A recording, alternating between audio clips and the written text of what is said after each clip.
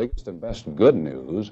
It means the accomplishments of some but not all of the goals, and it should be good economic news in the upcoming months for the Dallas-Fort Worth area. In this fact. Chief, since crimes have shown a decrease in 1972, what will be the main thrust of the Dallas Police Department in 1973? We will be concentrating on crime index offenses. Those include murder, rape, robbery, aggravated assault, burglary, theft over 50 in value, and auto theft.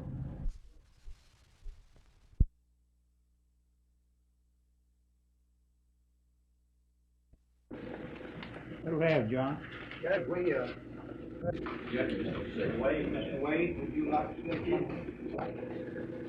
We, in the Bar Association, feel we have an out. We all agree they're working hard to pass the legislation. We've got 25,000 cases pending in the county criminal courts. In the hand of Mr.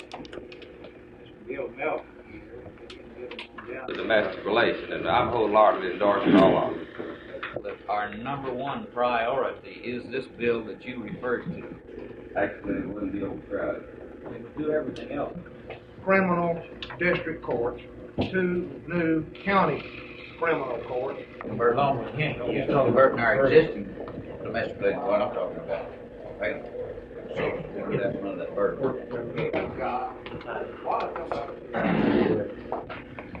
I called for vote on that, didn't I? Yes.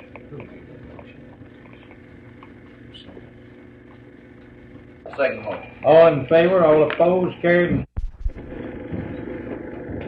214 valid signatures of the 4,817. No questions on mine. We have done, we think, everything humanly possible to check all challenges. We feel that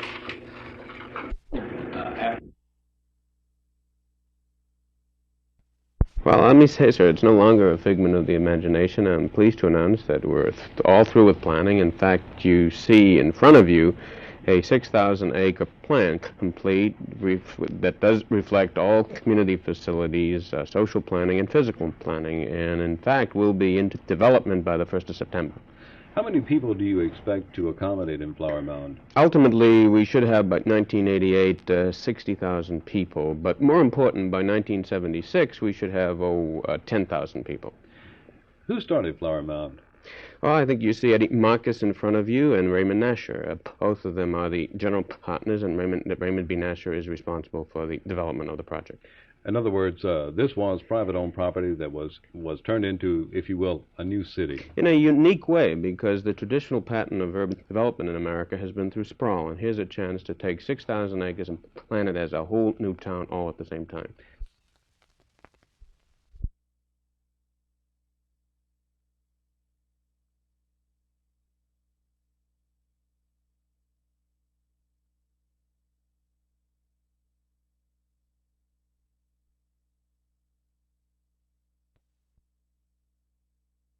Well, I'm convinced that we have demonstrated to everyone that progress can be made in dealing with the crime situation if you really devote a team effort to that eventual accomplishment. And this, to me, this 2 years in a row now that we've experienced a decrease, even however slight it may seem.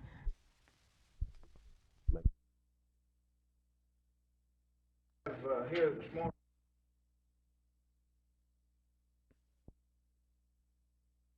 Governor Preston Smith's swan song today included sentimentality and some rather surprising recommendations.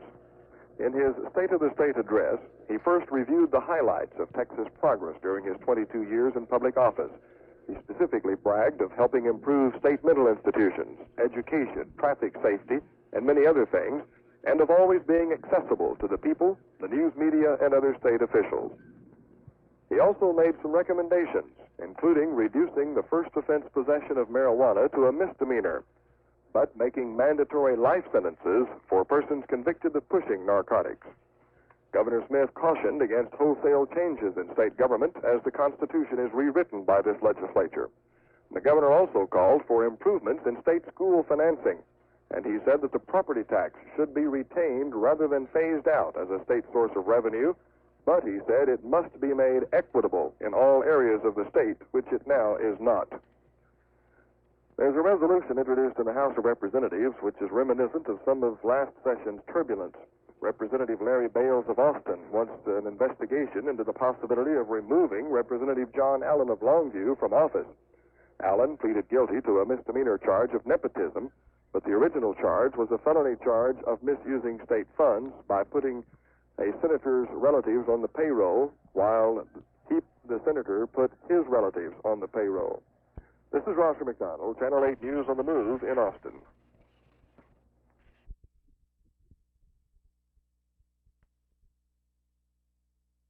Well, for myself, I think instead of carrying the puck more, you got to stay back and play your own defensive game. You can't be really as aggressive as and go out and try and get a penalty or something, because if you get a penalty, you leave the team with only 2 defensemen, and it's hard to say. They could be out there for 4 minutes, 6 minutes at a time, and that's quite a bit, especially in a game of hockey where it's all speed, and if you stay out there that long, a lot of times somebody's going to beat you and it might cost your team a goal.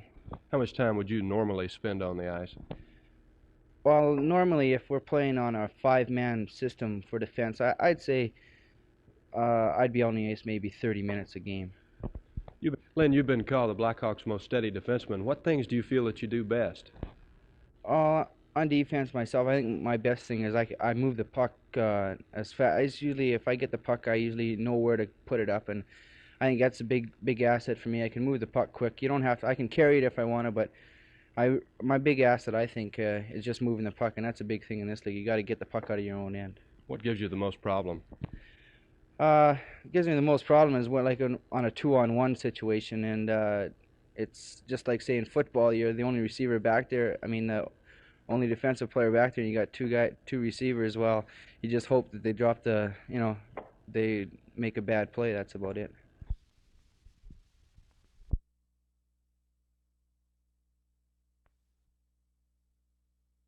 And I think that the NAACP has been around so long that they become old, perhaps set in their ways that they're just on the wrong course, I believe. I don't think they've kept up with the times.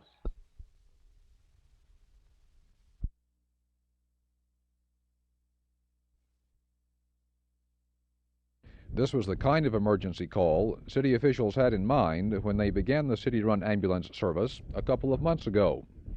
Calvin Berry and Jack Hughes were the ambulance attendants which responded to the Tollivers' call. Hughes had helped to deliver one other baby, but for Berry, this was a first. Well, since this was my first delivery, the main thing that I was concerned about was not to forget anything. And, well, such as keeping the baby breathing, making sure that the mother was okay after the baby was born, keeping the baby warm so as the temperature wouldn't drop. There's several things that I just didn't want to forget that were very critical. Berry and Hughes got this far, to the corner of Simpson Stewart Road and Golden Gate Drive, when it came time for Mrs. Tolliver to give birth, about 30 minutes after the ambulance was called. And it was a boy, according to Berry, a real tiger. But it's a long way from here to Parkland Hospital, especially when the highways are covered by ice and snow. My main concern as driver of the ambulance in these type of conditions was that I didn't have an accident, and that we got to the hospital safe with the mother and child, because it's a happy occasion when the mother has a child, and it's happy for us that we're able to help her when we can, and that's what we want to do, is do a good job. 9:07, Mrs. Tolliver and her new son were admitted to Parkland Hospital about 45 minutes after his birth. Well, I was worried for one thing because I was wondering if they could deliver the baby and if it'd be all right. The cause of all this hasn't been named yet by Mr. and Mrs. Tolliver, but he weighs a healthy 6 pounds 11 ounces, and his arrival into the world on this cold, snowy day in Dallas provided a drama that will not soon be forgotten by those involved. Jack Hill, Channel 8 News on the Move.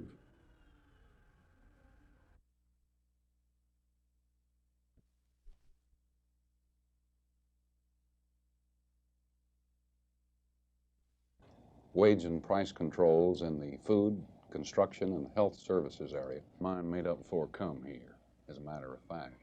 No. I didn't know you wanted it in 40 seconds. I had a 1-hour piece ready. You want to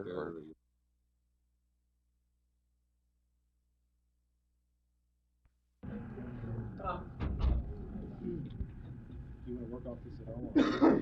I don't think that shows up on the camera, but I do want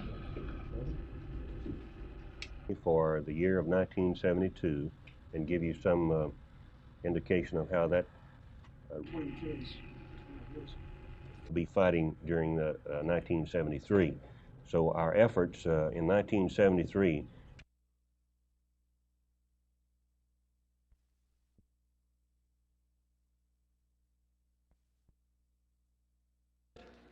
which together represent the most intensive effort ever made in Texas state government. Until you had first made a motion to instruct the committee?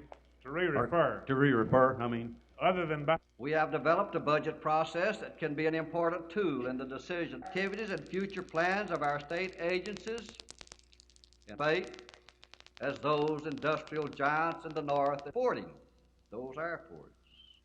It further, finally, if change is normally crime and sprawling ghettos, but and the role of the Aeronautics Commission, and it would permit it to serve all Texans rather than not going to tolerate much longer. The government is going to get in gasoline tax. And finally, per project. suspension of the rules. It's true. Well, then they get it on the floor. Urban affairs.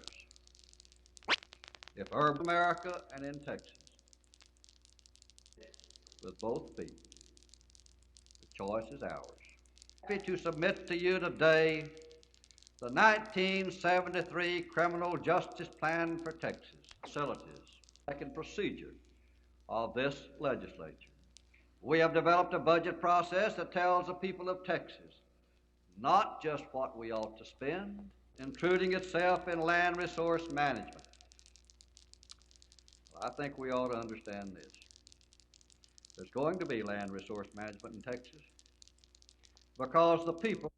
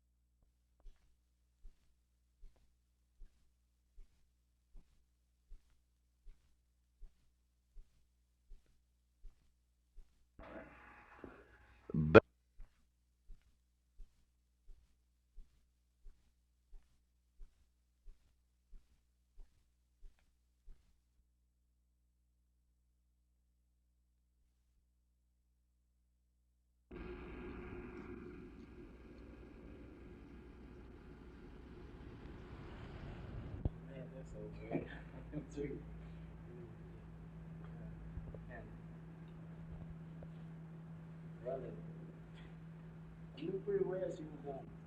Knew what we were going to do. We knew we were going to have to live with it. We're hoping we make it.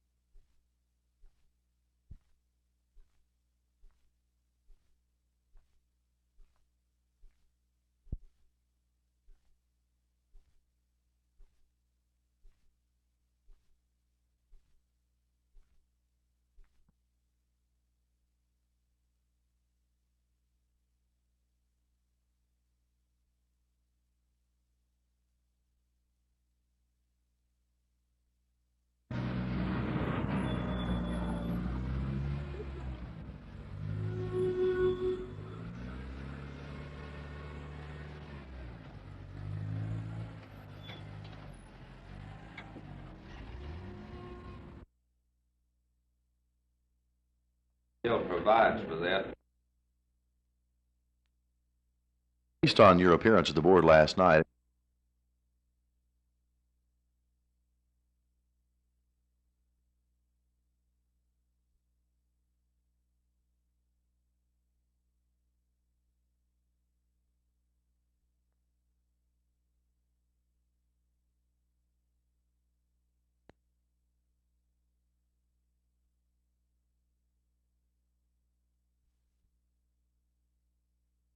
Well, considering the fact that the President has left controls on the food, health, and construction industry areas, which have been the source in recent months of the highest inflationary pressures, it's quite beneficial that Phase 3 moves this way. As an economist who is dedicated to the market proposition, I think this was the biggest and best economic policy decision the President has made since August 15, 1971. As a matter of fact, it will benefit us all when he moves back to restraint both in the fiscal policy area where he started and in the monetary policy area very soon.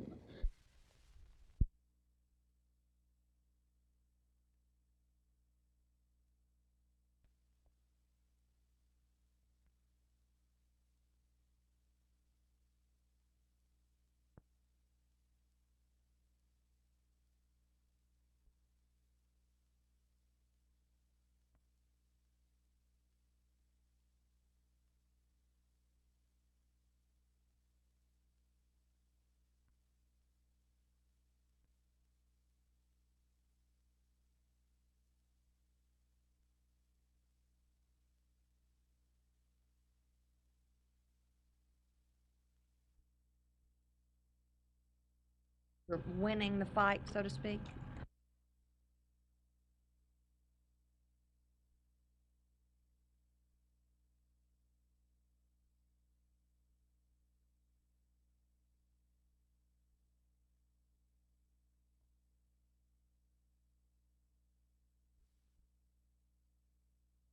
Needless to say, when I looked at my own driveway this morning, I immediately lost compassion for you and everyone else. My cars were buried in the fluffy white stuff that Jack Van Roy affectionately calls 50% chance. My wife Carmen, like your wife, probably had to go to work this morning. And you know, it's no fun for a lady trying to clear an automobile of snow, especially when the neighbors down the street, like Mr. and Mrs. Jimmy Benavides, had the day off, and with their children, and their poodle no less, had time to play. On the way to work, mine and your problems were the same: ice, snow, and traffic. But not everyone had it quite that easy. You know, there is a thing known as a flat tire, and today was no exception for at least this Dallasite. Wreckers are our salvation for the most part. They lead us through the valley of the shadow of snow annihilation, but they, too, can get stuck. Poetic justice? Yes? Well, if you put your driving problems aside and look at the countryside, it can be attractive. The snow, hanging like Earth's most beautiful parasite, is a sight to behold. It is calm. It is beauty. It is nature at its best. Ah, but unless you are a victim of nature, like a duck, for instance, do you have any idea how cold his tail must be on a day like this? You know what? They say in Fort Worth, things were just as bad. Jim, that duck didn't have all the troubles he might have had. I don't know where old Midnight there was going, but he sure seemed to have something in mind. I guess there must be something universal about that having the wife do the work routine. Meet Jean Ward. She wielded the mighty broom because, of course, husband, cameraman Reggie Ward had to take the pictures. Not everyone who moved snow in Fort Worth did it so gracefully. Jerry Taft, Channel 8 News, reporting.